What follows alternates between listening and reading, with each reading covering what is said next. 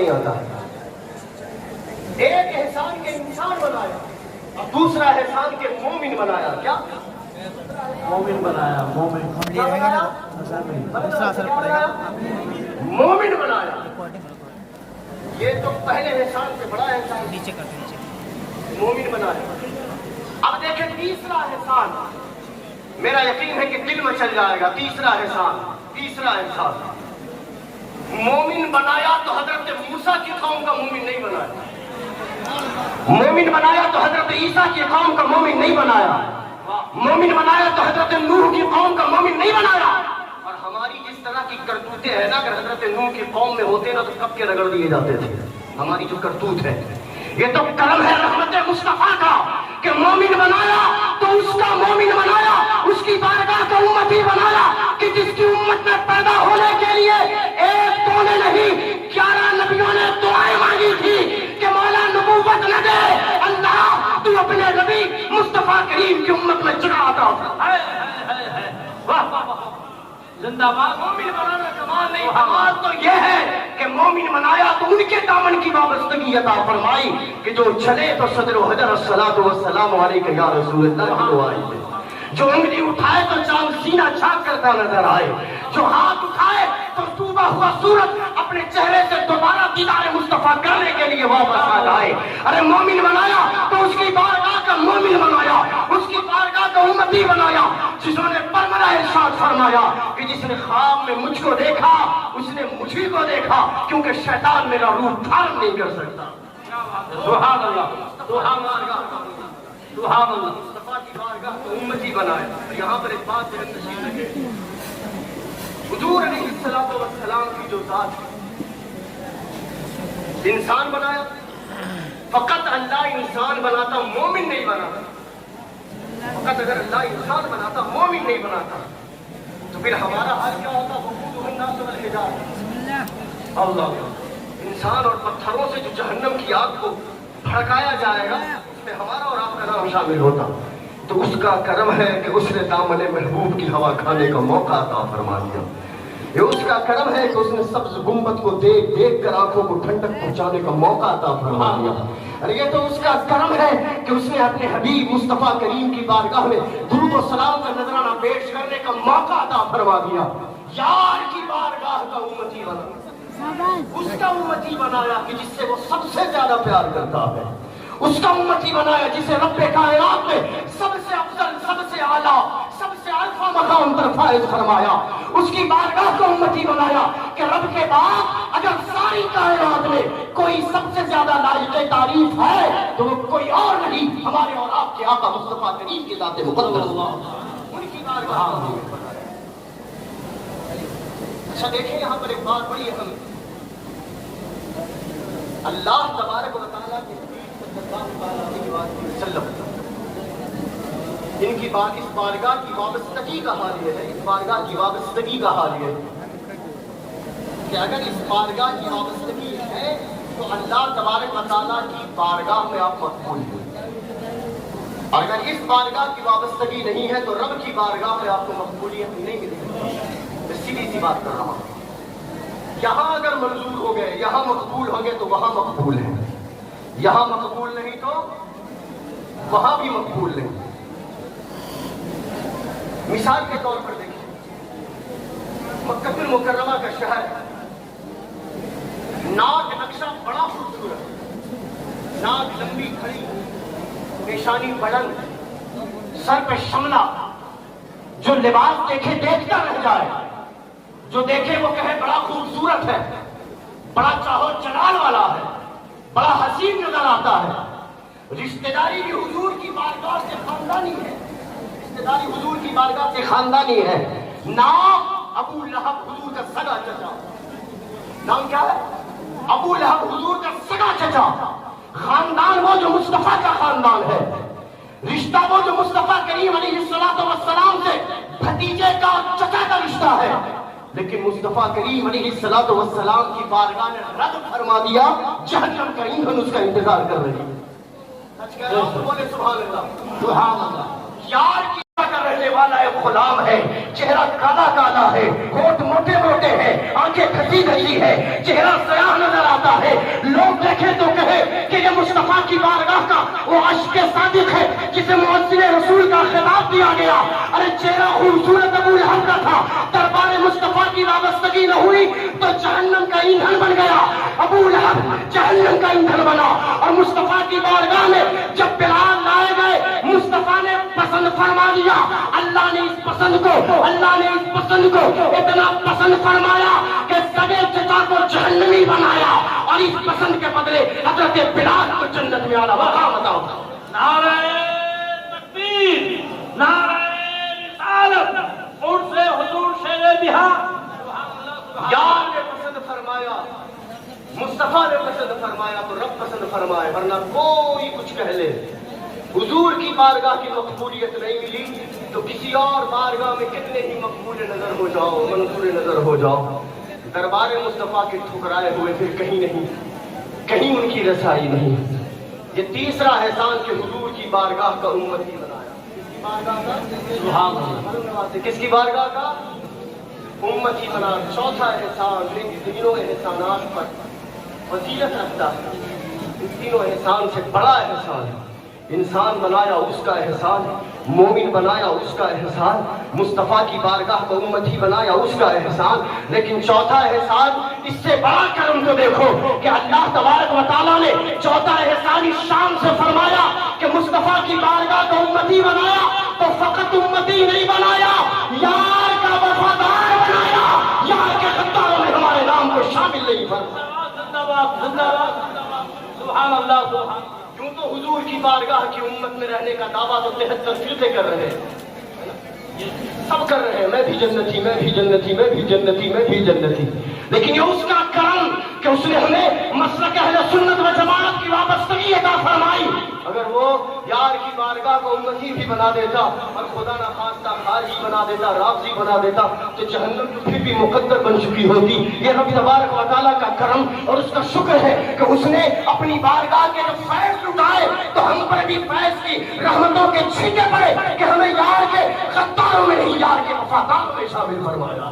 ہمیں اس جماعت میں شامل فرمایا جسے مسلک اہل سنت و جماعت کہتے ہیں, المعروف مسلک اعلی حضرت کہتے ہیں. اس بارگاہ میں وابستگی عطا فرمائی کہ جس بارگاہ میں غوث پاک پائے جائے, جس بارگاہ میں خواجہ معین الدین پائے جائے, ارے جس جماعت میں نظام الدین پائے جائے, جس بارگاہ میں, جس جماعت میں امیر خسرو جیسے پائے جائے, جس جماعت میں نظام الدین پائے جائے, جس جماعت میں بہاؤالدین پائے جائے, جس جماعت میں اعلی حضرت پائے جائے, جس جماعت میں مخدوم سمنا پائے جائے, جس جماعت میں مفتی اعظم ہند پائے جائے, اور جس جماعت میں شرف الدین یحییٰ منی پائے جائے, اور جس جماعت میں حضور شیر بہار پائے جائے. نعرہ تکبیر, نعرہ رسالت, سبحان اللہ, سبحان اللہ, واہ واہ واہ واہ واہ. یار کی وفاداری یہ ہے تو سب ہے, ورنہ آپ تو دنیا جو مانے وہ مانے, وہاں تو پھر بنا دربار مصطفیٰ کی رسائی ممکن نہیں. ہاں, کچھ کوششیں کر لیں, دنیا آپ کا لوہا مانتی نظر آئے, حضور کی بارگاہ کے ٹھکرائے ہوئے تو کوئی پوچھنے والا نہیں. اچھا, اللہ تبارک و تعالیٰ نے فرمایا لقد خلقنا الانسان فی احسن تقویم, ہم نے بہترین سانچے میں ڈھال کر پیدا فرمایا. دوسری جگہ فرمایا وَلَقَدْ كَرَّمْنَا بَنِي آدَمَ, ہم نے بنی آدم کو یعنی نوع انسانی, ہم نے بطن انسانیت میں جنم لینے والے ہر انسان کو عزتیں عطا فرمائی, تکریم کی بلندیاں عطا فرمائی. یہ قرآن, اب یہی قرآن ان کے لیے کیا کہتا ہے جو حضور کی بارگاہ سے گستاخ کراتے ہیں, حضور کے دربار کے. قرآن کیا کہتا ہے؟ اللہ ارشاد فرماتا ہے لَهُمْ قُلُوبٌ لَا يَفْقَهُونَ بِهَا, اللہ کہتا ہے ان کے دل ہے لیکن وہ نہیں سمجھتے.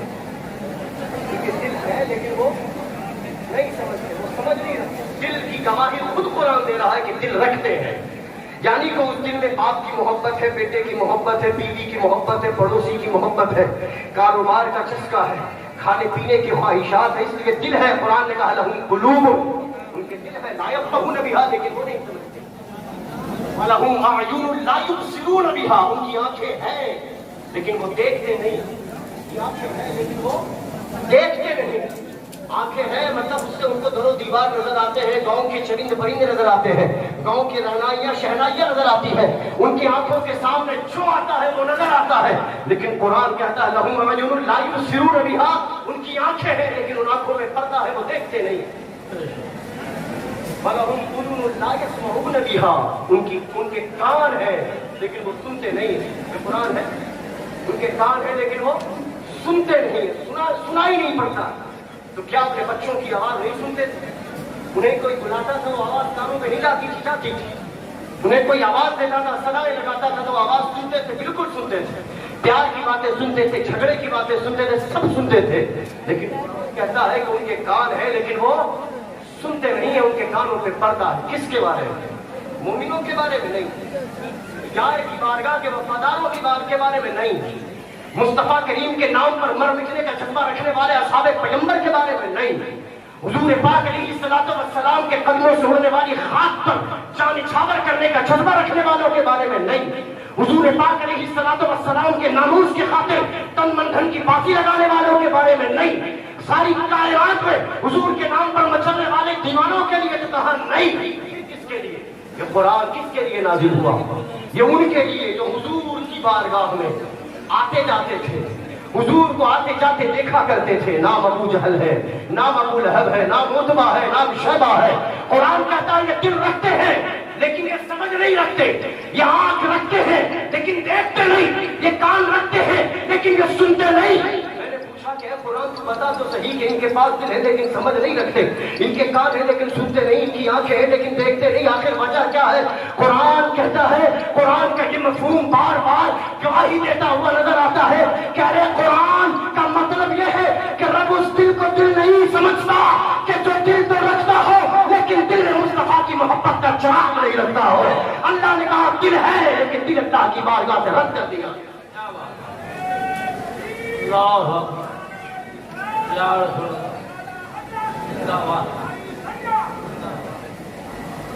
कहा दिल है लेकिन दिल में समझ का, दिल में समझ नहीं। क्यों?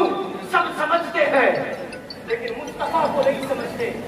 दिल है, दिल में हुजूर की मोहब्बत के तार नहीं है। इसलिए कुरान ने कहा कि ऐसे दिल अल्लाह की बारगाह से रान दे दिए जाते हैं, अल्लाह की बारगाह से ठोकरा दिए जाते हैं। क्योंकि दिल हो और दिल में मुहब्बत मुस्तफा का तार रोशन न हो तो अल्लाह फरमाता है लहुम कुलूबुन ला यफ़क़हून बिहा व लहुम अयुनुन ला युबसिरून बिहा, उनकी आंखें हैं लेकिन उन आंखों से दिखाई नहीं देता। क्यों?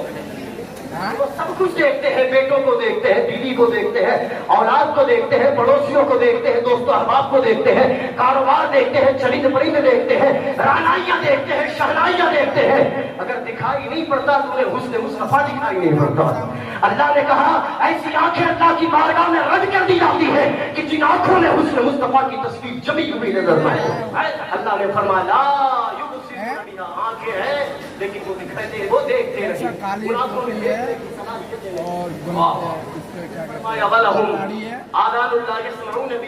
कान हैं, वो सब सुनते हैं, ज़ाहिरी तौर पर सब सुनते हैं, लेकिन इसका मफहूम यह है कि वो सब सुनते हैं लेकिन मेरे यार की बोली नहीं सुनते हैं, मुस्तफा की जबान के इरशादात आलिया नहीं सुनते हैं, हुजूर की जबान तक़दीस से जो कलिमात रब्बानी निकलते हैं वो नहीं सुनते हैं, आयात कुरानी जो निकलते हैं वो नहीं सुनते हैं। इसलिए अल्लाह ने कहा कि दिल है समझ नहीं रखते, आंख है लेकिन देखते नहीं, और कान है लेकिन सुनते नहीं। उसके बाद कुरान ने तो बस में इंसानियत से उन्हें खारिज कर दिया, कहा उलाइका कल अनआम, ये इंसान कहलाने के लायक नहीं है जो हुजूर के दरबार का गुस्ताख होगा।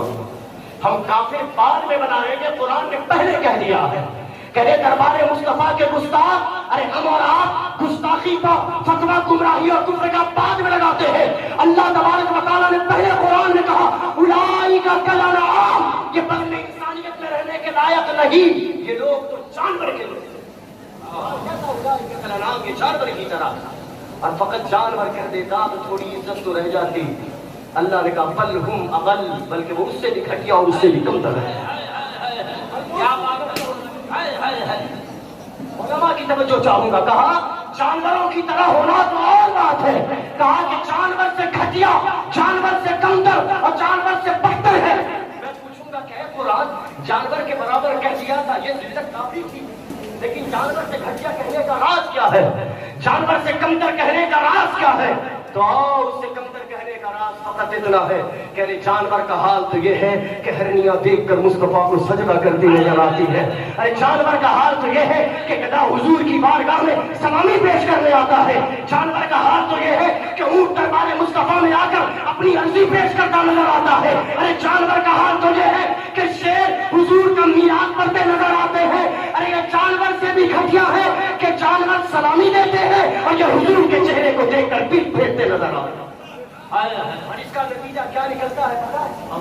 اس کا صاف نتیجہ نکلتا ہے کہ دربار مصطفیٰ کو جس نے پیٹھ دکھائی وہ انسانیت کے درجے سے سندر ہے. جو قرآن کا فیصلہ ہے. کفر کا فتویٰ، گمراہی کا فتویٰ، راہ سے بھٹکنے کا فتویٰ بعد میں. قرآن کا فتویٰ ہے کہ جس نے دربار مصطفیٰ کو پیٹھ دکھائی وہ انسان کہلانے کے لائق نہیں. انسانیت کی بزم میں رہنا ہے تو اپنے دل کو وہ دل بناؤ کہ جس دل کے تار تار سے نبی نبی کی صدا آتی ہو. انسانیت کی بزم میں رہنا ہو تو اپنی آنکھوں کو وہ آنکھ بناؤ کہ اس آنکھوں میں شوق دیدار مصطفیٰ سے زیادہ کسی اور کا شوق نظر نہیں آتا ہو. اگر انسانیت کی بزم میں رہنا ہو تو ان کانوں کو درود کی وادیوں سے، درود کی سلامیوں کی وادیوں سے اتنی آشنائی عطا کر دو کہ رات سونے سے پہلے اس وقت تک نیند نہ آئے جب تک حضور کی بارگاہ میں بھیجا ہوا درود نہ سن لو یا نعتیں نہ سن لو. اگر انسانیت کی بزم میں رہنا ہو. اور جانور کا حال تو یہ ہے، جانور کا حال تو یہ ہے کہ حضرت سیدتنا، میں گفتگو کی اختتامی مسئلے میں آ رہا ہوں، حضرت سیدتنا عائشہ صدیقہ رضی اللہ تعالیٰ عنہ، ام المومنین سیدتنا عائشہ صدیقہ رضی اللہ تعالیٰ عنہ، وہ فرماتی ہے کہ ہمارے گھر میں ایک بکری کی بڑی شوق تھی، بڑی شوق بکری. وہ دن بھر کلابازیاں کرتی رہتی تھی، اچھلتی رہتی تھی، کودتی رہتی تھی، شوخیاں کرتی رہتی تھی، وہ کھیلتی کودتی رہتی تھی. لیکن ساتھ ہی ام المومنین فرماتی ہے کہ خدا کی قسم یہ حرکتیں وہ تب کرتی تھی جب سید الانبیاء گھر میں موجود نہیں ہوتے تھے. وہ فرماتی ہے کہ اللہ کی قسم جیسے ہی مصطفیٰ کریم علیہ السلام کا قدم گھر کے اندر تشریف لے آتا تھا وہ بکری ایک کونے میں ایسے بیٹھ جاتی تھی کہ جیسے لگتا ہے کہ اسے کھیلنے کودنے کا کوئی ہنر ہی نہیں آتا. حضور کی بارگاہ کا جانور سمجھتے ہیں. حضرت ابو سفیان جب وہ حضرت نہیں ہو رہے تھے فقط ابو سفیان وہ فرماتے ہیں کہ میں اپنے ایک دوست کے ساتھ ہل اور حرم کی حد کے قریب کھڑا ہوا. ہل اور حرم جو حدود حرم مکرمات کے جو حدود حرم اور اس کے جہاں شکار کرنا منع ہے، جہاں پرندے کو مارنا بھی منع ہے، اور حرم کی حد سے کے بعد جو لگی کی حدیں ہیں وہ ہل کی حد. علماء میری باتوں پہ تائید دیں گے. ہل اور حرم کی حد کے قریب ابو سفیان فرماتے ہیں میں نے اسلام قبول نہیں کیا تھا، میں اپنے دوست کے ساتھ کھڑا ہوا تھا تو میں نے دیکھا کہ جنگل سے ایک چرواہا بکریاں چراتا ہوا اس کے قریب آیا. تو جنگل کا جو چرواہا پیچھے پیچھے تھا اور اس کی بکریاں آگے آگے چلی جا رہی تھی. ہل اور حرم کی حد کے بالکل قریب کی بات ہے کہ وہ بکریاں بالکل حرم کی حد کے قریب آ رہی تھی، آئی اور چل رہی تھی کہ میں نے دیکھا کہ اچانک جنگل سے ایک بھیڑیا نکلا اور وہ بھیڑیا قریب تھا کہ ان بکریوں پہ حملہ کرتا، قریب تھا کہ بکریوں پہ حملہ کرتا کہ بکریوں نے جان بچانے کے لیے حدود حرم میں داخلہ لے لیا. بولے نا سبحان اللہ، اور والے سے بولے سبحان اللہ. بہت پیاری بات کر رہا ہوں. یہ حد ہے، اس طرف حل اور اس طرف حرم. یہاں جانور کا شکار ناجائز اور حرام، یہاں جانور کا شکار کیا جا سکتا ہے. وہ بھیڑیا جیسے ہی بکریوں پر اٹیک کرنے آیا بکریوں نے چھلانگ لگا کر حرم میں داخلہ لے لیا اور جیسے ہی بکریاں حرم میں داخل ہو گئی بھیڑیا نے اپنے قدم کو روک دیا. بھیڑیا آگے بڑھنے کے لیے تیار نہیں، بھیڑیا رک گیا. ابو سفیان فرماتے ہیں میں نے اپنے ساتھی کو آواز دی اور ذرا دیکھ تو صحیح منظر کتنا پیارا ہے کہ بکریوں نے جان بچانے کے لیے حرم کی حد میں داخلہ کیا لیا کہ بھیڑیے کو بھی پتا ہے کہ ہل کیا ہے اور حرم کیا ہے. بھیڑیے نے بھی حرم میں داخلہ نہ لیا. جیسے ہی ابو سفیان ساتھی کو بتا رہے ہیں وہ بھیڑیا انسانی زبان میں حضرت ابو سفیان سے گویا ہوتا ہے کہ اے ابو سفیان تعجب اس بات پہ نہیں کہ میں جانور ہو کر پہچانتا ہوں کہ ہل کیا ہے اور حرم کیا ہے، تعجب تو اس بات پر ہے کہ تو پڑوس میں رہنے والے امام الانبیاء کی شان نہیں پہچانتا. ماشاء اللہ. کہنے لگا کہ ارے تعجب اس بات پر نہیں کہ میں جانور ہو کر پہچانتا ہوں کہ ہل کی حد کیا اور حرم کی حد کیا ہے. حرم کے اندر جانے کی اس کی جسارت اور اس کی طاقت نہ رہی, اور بھیڑیا کر کہنے لگا کہ تعجب اس بات پر ہے کہ میں جانور ہو کر پہچانتا ہوں کہ حرم کے حدود کیا ہوتے ہیں, حرم کی تاثیر کیا ہوتی ہے, حرم کے تقاضے کیا ہوتے ہیں. اور تجھے انسان ہو کر پتا نہیں کہ تیری پڑوس میں امام الانبیاء چل وغیرہ ہے تو تم انہیں دیکھ کر کلمہ پڑھنے کی توفیق حاصل نہیں کرتا. جانور کہتا نے اسلام قبول کرنے کے بعد یہ باتیں بیان فرمائی. مصطفیٰ کریم نے جانور کی بات ہے, کیا کلانا عام, وہ جانوروں کی طرح بلہم عدل جانوروں سے بدتر ہے. اگر جانور کی طرح کہتے تو جانور کی توہین ہو جائے, کیونکہ جانور تو حضور کی شان جانتے اور پہچانتے. آخری بات خیبر, جنگ خیبر کے بعد سرور انبیاء علیہ الصلوۃ والسلام کی بارگاہ میں ایک گدھا حضور کی بارگاہ میں تشریف لائے, دراز گوش حضور کی بارگاہ میں تشریف لائے. صحابہ فرماتے ہیں کہ وہ اپنی جانب سے بڑی کوششیں کر رہا تھا کہ میں امام الانبیاء سے زیادہ باتیں کروں. حضور پاک علیہ الصلوۃ والسلام کی بارگاہ میں دل بگر ہوا. آقا کریم علیہ الصلوۃ والسلام نے پوچھا کہ تیرا نام کیا ہے؟ اس نے کہا کہ میرا نام یزید ابن شہاب ہے. پہلے جانوروں کے بھی نام رکھے جاتے ہیں. کہا میرا نام یزید ابن شہاب ہے. حضور نے پوچھا کہ یہاں کیوں آئے ہو؟ اس دراز گوش اس گدھے نے کہا یا رسول اللہ, توجہ رکھیں گے, یا رسول اللہ, میں ایک یہودی کے گھر میں کام کاج کرتا ہوں, میں اس کے کپڑے دھوتا ہوں, میں اس کے کام کرتا ہوں, محنتیں کرتا ہوں, لیکن میں اس کے گھر سے بھاگ کر آپ کے دربار میں آیا ہوں کیونکہ مجھے آپ کے دربار کی نوکری چاہیے. آقا کریم علیہ الصلوۃ والسلام نے ارشاد فرمایا اور کہو تم کیا کہنا چاہتے ہو؟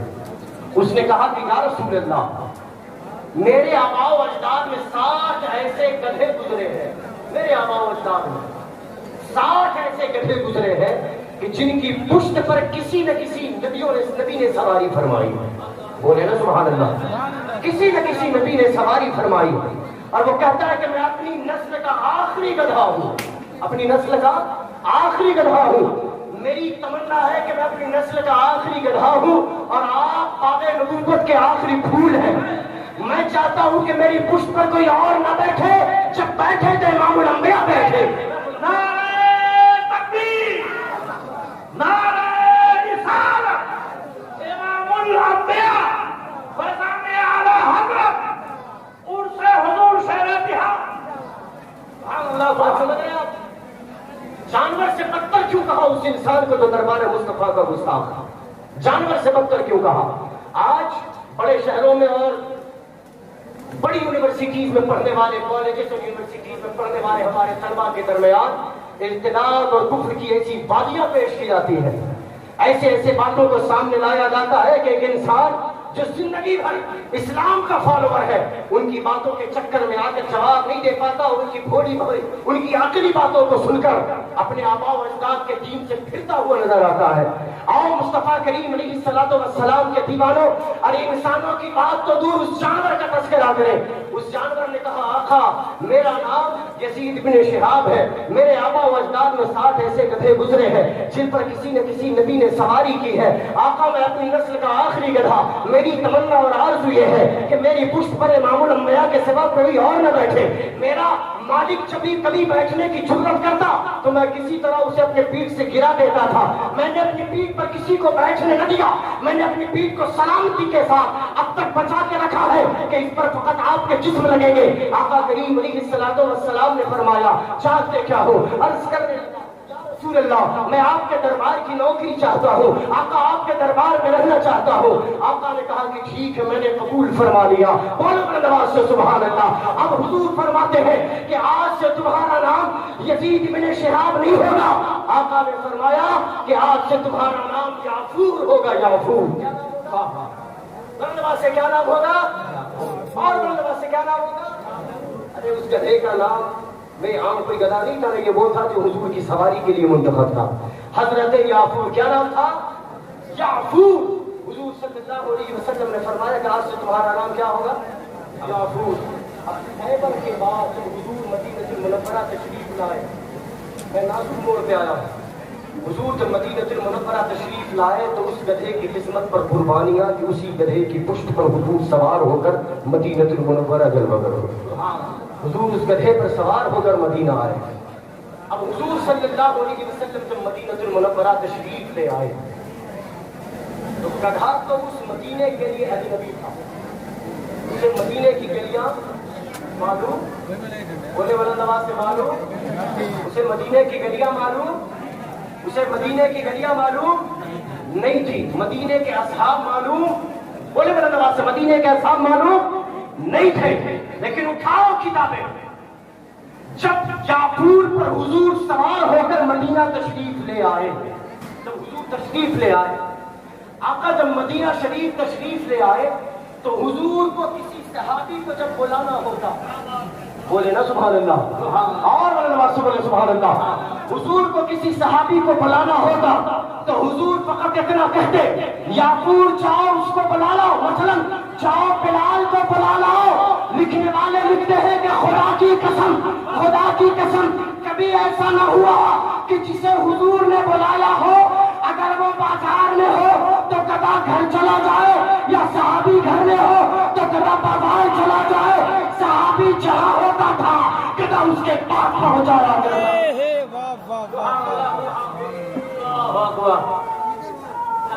یہ تقریر ہوتی ہے.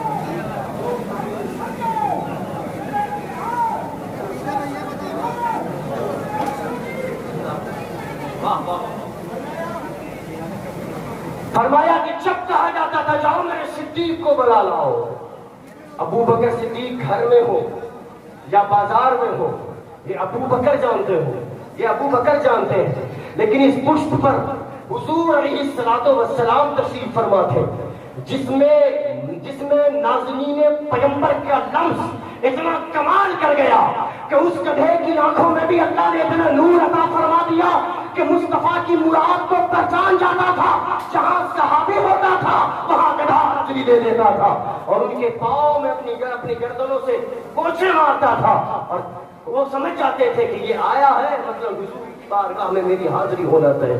وہ حضور کی بارگاہ میں اسی زندہ باد آخری جز ہے, آخری ٹکڑا کہہ کر گفتگو کو ختم کر رہا ہوں. اسی حدیث پاک کا آخری جز. یہ تو کمال تھا کہ حضور جس کو بلانا چاہتے تھے وہ ان کے پاس پہنچ جاتا تھا. وہ گھر میں تو گھر میں, بازار میں تو بازار میں, جنگل کی طرف ہے تو وہ جنگل میں, جہاں وہ ہوتے تھے گدھا وہاں پہنچ جاتا تھا. کوئی خبر نہیں کرتا تھا کہ وہ صحابی وہاں. کمال یہ ہے کہ حضور کے تقریباً 24 سے زیادہ اصحاب ایسے ہیں جن کا نام عبداللہ تھا. بولے نا سبحان اللہ, اور نماز سے بولے سبحان اللہ, اور نماز سے بولے سبحان اللہ. اے اور کوئی غیب کیا تم سے نہ ہو بھلا, جب نہ خدا ہی چھپا تم پہ کروڑوں درود. حضور کے جسم سے نکلنے والے پسینے کا اثر یہ ہے کہ گدھے کی آنکھوں میں یہ نور کہ 24 سے زیادہ ایسے اصحاب جن کا نام عبداللہ تھا. کوئی کنیت سے گانا گاتا تھا, عبداللہ ابن زبیر ہے, عبداللہ ابن عمر ہے, عبداللہ ابن عباس ہے, عبداللہ ابن رواحہ ہے. کنیت سے پہچانے جانے والے اصحاب مصطفیٰ کی بارگاہ میں جب حضور بلانا چاہتے تھے حضور کنیت کا استعمال نہیں کرتے تھے. حضور فرماتے تھے جاؤ عبداللہ کو بلا کر لاؤ. ابھی کنیت زبان مصطفیٰ سے نہیں نکلتی تھی, گدھا حضور کی بارگاہ سے نکل جاتا تھا. اور مراد مصطفیٰ کی اتنی پہچان رکھنے والا گدھا کہ جہاں صحابی ہوتا تھا وہاں گدھا پہنچ کر انہیں حضور کی بارگاہ میں لے آتا. نعرہ تکبیر, نعرہ رسالت, عظمت مصطفیٰ, ان سے حضور شیر بہار. انسان ایسے ہے کہ جس کا کوئی بدل نہیں, انسان بنایا, مومن بنایا, بارگاہ مصطفیٰ کا امتی بنایا, اور سب سے بڑا احسان کی یار کے دربار کا وفادار بنایا, غدار نہیں بنایا. اس سے شیر بہار کا فیضان جب سر چڑھ کر بولے تو اس بات کو یقین جانے کہ فیضان حضور شیر بہار جھماجھم برسات کی طرح آپ پر برس رہا ہے. یہاں سے جب جائے تو اپنے عقیدے کی حفاظت کا تالا لے کر جائے, کیونکہ یہ وہ بارگاہ ہے کہ جس بارگاہ سے ساری زندگی فیضان فیضان سجدی سرکار اعلیٰ حضرت کا منہ بولتا ثبوت پیش کیا گیا ہے. اگر حضور شیر بہار کی زندگی کو اگر پڑھا جائے، میں ایک جملے میں اگر کہنے کی جرت اور جسارت کروں تو حضور شیر بہار کی زندگی وہ ہے اور حضور شیر بہار کی ذات وہ ذات ہے کہ اگر ان کے جسم کو کاٹا جائے اور جسم سے خون نکلے تو خون کے قطرے قطرے سے اعلیٰ حضرت اور اعلیٰ حضرت کی صدا بند ہوتی نظر آتی ہے. یہاں سے جب جائے تو فیضان اعلیٰ حضرت میں نہا کر جائے. مسلک اعلیٰ حضرت کی ترویج و ارشاد کی ذمہ داری رب قدیر نے جن کاموں پہ عطا فرمائی ہے وہ اپنی ذمہ داری کو بخوبی نبھانے کی کوشش کرے. اللہ تبارک و تعالیٰ کے حضور دعا ہے کہ مولا تعالیٰ کہنے میں کسی طرح کی عمدن سہبن کوئی خطا کوئی لفظش ہوئی ہو، شریعت مطہرہ کے خلاف ایک لفظ بھی میری زبان سے نکل گیا ہو تو میں رب کے حضور دل سے معافی کا طلبگار ہوں. استغفر اللہ ربی من کل ذنب واتوب الیہ وآخر دعوانا ان الحمد للہ رب العالمین.